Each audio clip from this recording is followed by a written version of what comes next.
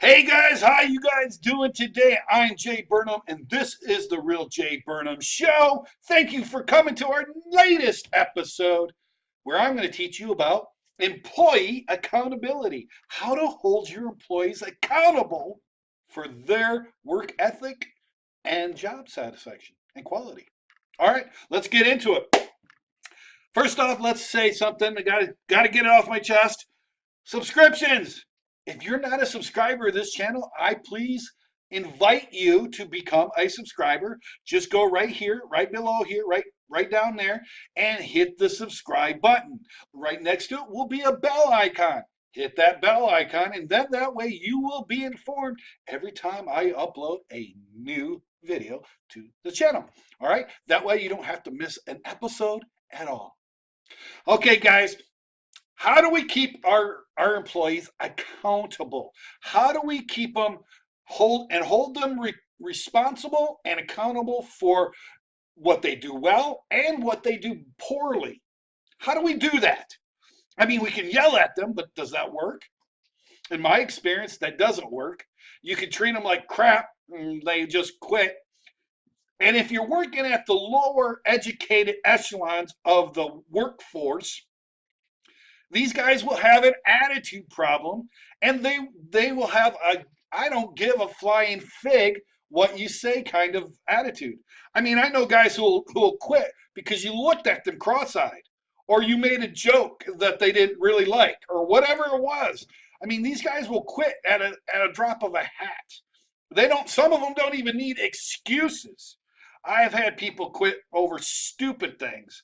Um, and usually they're horrible employees anyway, so it's they weren't very good anyway. The people that quit usually have an attitude. They have like 10 jobs within a year. So first of all, don't hire guys that have had more than 2 jobs within a year. Okay, if someone's had more than 2 jobs in a year, they're really not worth hiring. These guys are that will quit at a drop of the hat. They'll come up with BS excuses of why they want to quit. Oh, I've got anxiety. How can you be anxious moving somebody's furniture? How does that stress you out? Give me a break. You're painting a wall. I am so stressed. I can't handle the stress. Give me a flying flipping thing. All you're trying to do is try to use that so you can go and get your marijuana card so you can smoke pot all day. You friggin' loser. I'm not dumb. I know what you want to do. At least be a man and say, hey, I don't like this job because I can't smoke pot all day. Great. At least I can friggin' say, okay, you're a friggin' man. Anyway, I'm starting to get into a rant. I apologize. All right, guys. Keeping our people accountable. As you can see, it's a passionate subject. So one thing I think we should really do is there should be rewards and penalties. This is how you keep people accountable. Now, people who are educated, people who are highly effective, they don't need rewards and penalties. They're not motivated by rewards and penalties. They're not, and people who have to have a carrot to get motivated, quite honestly, these people, they're better than the guys down at the lower echelon. They're the minimum wage type of guys. They're better than nothing. But quite honestly, the guys who have to have a carrot to get them to go, go carrot, gonna get a carrot. It's really ridiculous. So I mean, unfortunately, we have all sorts of people, and we don't have people that can self-motivate themselves. So we've got to do it ourselves. We got to do it as entrepreneurs and as business owners. But by doing so, it's okay to motivate them. It's okay to give them the carrot. But let's say they break something or destroy something. Well, they got to also be held accountable, right? The one thing they don't teach you about that little got to hold the carrot out in front of them. That comes from the story about this farmer who would stick a carrot out in front of his donkey. What they don't tell you about the story is if the donkey ain't motivated by the carrot, he's going to get motivated by that whip smacking his ass. You know what I'm saying? So there's rewards and penalties. So you either motivate yourself, you either motivate with the carrot or you motivate with the whip. And that is what really comes down to.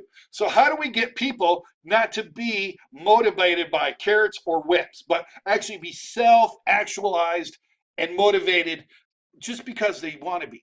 And this is the trick. And quite honestly, it's not only it's a bit of an art. Well, it's all of an art. There's a little bit of skill, but it's a bit of it as is an art. And now, and I'll be honest, that art is not easily not easily attained by the majority of us. And I include myself in that spectrum. There are those guys that could just motivate people. They just have that gumption. They just have that way. They could just say something. They could have that speech. They could be the Yogi Berra and motivate you. I'm not that guy, right? I am not that guy. But there are guys that can do it. I try to be encouraging. I try to be, and I know that I got a good, loyal following here, but I'm not the guy, that can just encourage, because I get so frustrated with stupidity that I just want to punch somebody right in the mouth. Now, I don't do it, but I feel like I want to every once in a while, or a lot of while. But so here's the thing. So you can definitely give them the carrot. You can definitely give them the bonuses. You can definitely give them the better job titles, the more responsibilities, all the the foo-rah-rahs, the lattes, the trips to Peru and Barbados, and all that good stuff. And that's all fine. If you want to do that, great. I think that's awesome. That's a beautiful thing. But you got to hold them accountable. When they screw up, you got to hold them accountable. Now, in my business, I found somebody who had a piece of paper that they had, and it basically says, look, if you screw up and you let us know, we're only going to charge you $50 for the damages that you've caused. However, if you don't tell us anything, it comes completely 100% out of your pocket, right? So I think that, and I've implemented that in my business. And for you guys, I will be putting this in the Moving Company Insiders group so that you guys can go and take a look at what I use to model mine. It's not my exact one, but it is what I used to model my accountability sheet for. So you guys can go on, if you're part of the Moving Companies Insiders, that will be a free download for you in the Moving Companies Insiders group. If you're not part of the Moving Companies Insiders group, well, then, basically what I'm trying to produce is it's a piece of paper, and it just says, look, here's our rules. You know our rules. We went over our rules. If you break something, you damage something, you don't get something done, we're going to do blah. If you own up to it, you take responsibility for whatever you screw up, great, we're going to do such and such. It could be a fine. It could be money taken away. It could be extra hours at their charge, whatever it is. Whatever is legal that you could do, get away with, do that and thing. If they decide not to take responsibility, that's fine. Then the whole thing is on their shoulders. The whole blame, everything's going to come on the thing. They're going to get a formal written reprimands or whatever it is. And basically they sign it just as part of the agreement to work with you. And then you got to hold them. You've got to hold them to it. Yes, do all the stuff. Give them the carrots all you want. But at the same time, give them the whip when they have to have it. We want to be very sparingly with the whip.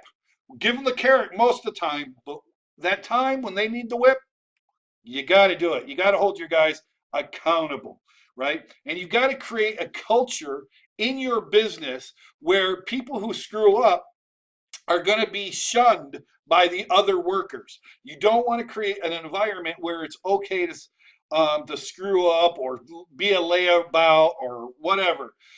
It's funny because here's a true story. When I was in the military, I was in the United States Army. I was stationed at Fort Ord.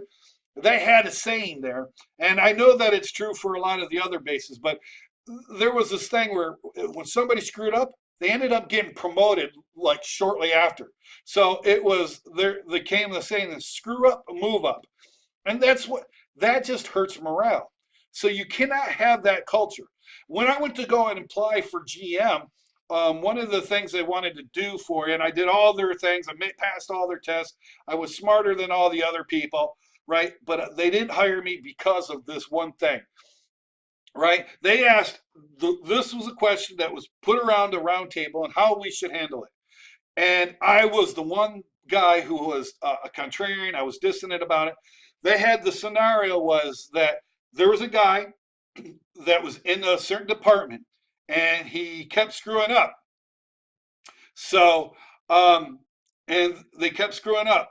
And then there was this other job which actually paid more, had a little bit more responsibility, had pay more.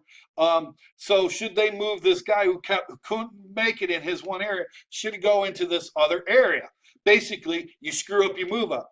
So I'm like, no. If he's a screw up, then what he should do is he should go down, have less responsibility, have less money, replace somebody that's really good in another department. Lord, bring that person up to replace him, and then that person replaces a good person in that department who then gets promoted, right? And that was unpopular. That was against the ethos of this building. They're like, no, we should just move him up and just get rid of him and get him out of the department. So you want to give him a promotion, more pay because he's a screw up? I mean, seriously, this is really what they did, and this is why I didn't get hired, because I was like, no, the guy should be moved down to his competency level, and then somebody brought up to the competence of that department, and then somebody in that department who's been in that department that should get a promotion should go into the next department above them, and that it should be based on somebody's length of time, quality of service, and productivity. It shouldn't because you screw up. You shouldn't. If you screw up, you don't move up. You screw up, you move down. You know, you move out. You get fired. You know what I mean? If someone can't flip a burger at McDonald's, you think they're going to move them to assistant manager? No, they're going to fire them. A cop, a police officer, he screws up on his job, shoots somebody he shouldn't have shot. They're going to promote him to captain? No, they're going to fire him. Come on, guys. Let's think. This is why I don't like unions, by the way, because they do crap like this. They just have like completely stupid, idiotic practices. This is why they've priced themselves right out of jobs. Um, anyway, the point being is we got to hold our people accountable, right? Now, if somebody screws up, you got to take it in thing. Maybe they're new, okay? So you got to take into account. You can't just hit them with the hammer all the time, right? Sometimes you got to find out what's going on, what happened. Normally you're a good guy, and now you're screwing up. What's going on here? Find out what's going on. Maybe the guy's, maybe his wife's pregnant and they're having a difficult pregnancy. Maybe his dad died a couple days ago and he just wasn't into it, and he's grieving, but he's got to work, kind of thing. Sometimes we got to be compassionate before we whip as well. So yeah, we could do the carrots and we could do all the rewards, but sometimes when somebody screws up, let's be compassionate first, right? Find out what's going on first, and then if it was a true screw up, then we give them the whip, right? And there's got to be a gradients too. First time they screw up, okay, fine, okay, we acknowledge it. Please don't do it again. Second time, hey, dude, not okay. Third time, you're out. You know, you're out of here, or you're demoted or something. There's got to be accountability. Accountability starts with the management, because management's got to make sure that the person's making themselves accountable. But then there's the personal accountability. And again, as an entrepreneur, you got to make yourself uh, accountable to not only your clients and your customers, but you got to make yourself accountable to your business. Right now, I got a guy who's a friend, and he's running a business here in town, and he's been struggling. Right? He's been struggling to make it, and he's got this one person who's both of these guys are good friends. One of the guys is a salesperson for him, and he hasn't paid this person since April. And that person has been very, very, very loyal to him. But now that person can't survive because he hasn't been being paid. So what's happening was that owner of that company just wasn't being accountable to his business. So as an entrepreneur, you got to be accountable. You got to make sure your guys are getting paid too. So it starts at the top. and then it rolls down. So if the boss is accountable, you got to make sure the managers are accountable. If the managers are accountable, you got to make sure that the worker bees are accountable, right? And if you do that, then then you're giving rewards out left, right, and center, right? And you don't have to worry about the whip. So first off, make sure you're accountable. Two, make sure your managers are accountable. Three, get the employees accountable. One way you do that is with rewards and penalties. If they screw up, they damage something, you got to the person accountable, right? But before you do that, make sure that you're compassionate first. Maybe there's something wrong. I'm not saying you should just give in or be forgiving every single time, because sometimes I fired one guy because he kept telling me over and over. He kept giving me the same excuse that his grandma died. I finally got upset. I go, how many grandmas do you got? And I just said, you're fired. You know what I'm saying? You can't tell me, not coming to work because your grandma died 5 times. This is a little bit of an exaggeration, but not by much. And if you guys watch my personal Facebook page, you saw me rant about that almost at the beginning of the year about this guy. Literally, I went on Facebook and ran. I was like, how many grandmas does this guy got? And they got a lot of hits. So make sure you guys are accountable. Make sure that your employees know what the accountability is and what the penalties. Have them sign something. Have them know that if they take responsibility, if they do screw up and they take responsibility for it, then there's going to be very minimal penalties. But if they don't, then there's going to be stricter penalties. By having that, then you should be able to make your employees and be able to hold your employees accountable for their actions, good and bad.